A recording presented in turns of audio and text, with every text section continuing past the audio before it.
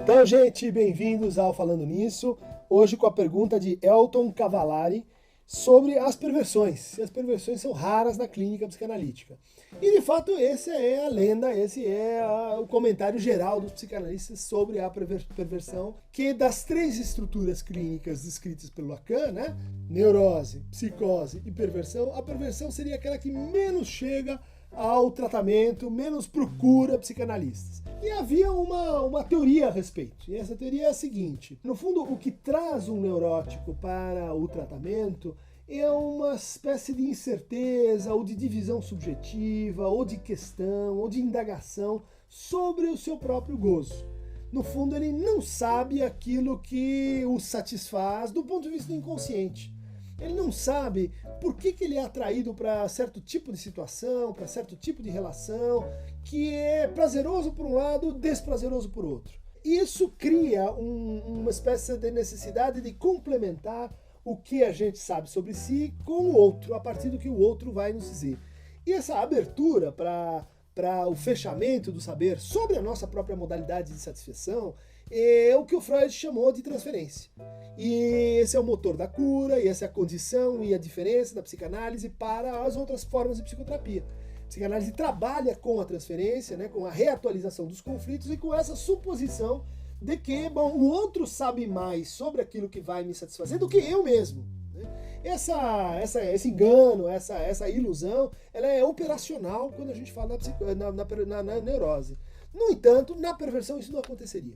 Ou seja, o perverso é definido classicamente como alguém que não duvida das suas formas de satisfação. É alguém que sabe como é que ele goza. E a forma como ele goza é muito peculiar, né? Por exemplo, no caso do sádico, ele goza com a angústia que ele causa no outro. No caso do masoquista, ele goza com a dor que o outro causa no sujeito. No caso do fetichista, ele goza com aquele fetiche, né? Com aquele sapatinho, com aquele pé, com aquele olhar, com aquela forma de imagem. E não é que isso é parte do ritual de excitação e de envolvimento sexual. Isso é o fim em si mesmo, né? Então, tudo aquilo que é meio, tudo aquilo que pode ser assim um processo, no caso do neurótico, um beijo, um toque, uma palavra, de repente adquire a conotação assim de uma fixação que forma então um fetiche e que define o sintoma fundamental das perversões. No fundo, essa é uma teoria um pouco assim duvidosa, né?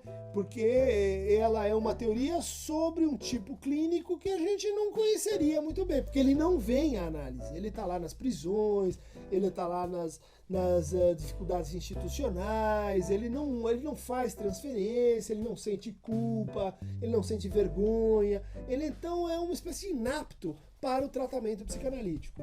Pessoalmente, eu acho isso uma fragilidade para a nossa concepção psicopatológica ou diagnóstica, né?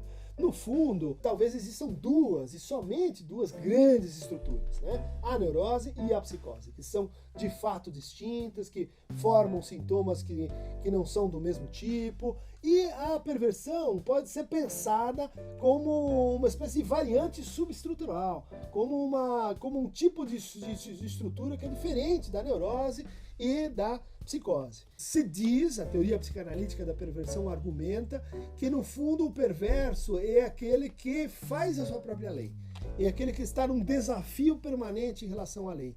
Ele não supõe que exista um outro, cujo fundamento poderia ser assim, o nome do pai, a autoridade paterna, em relação ao qual ele está numa relação de dívida e de filiação. Ele inverte isso, ele diz assim, não, quem é o autor da lei não é o outro, o autor da lei sou eu.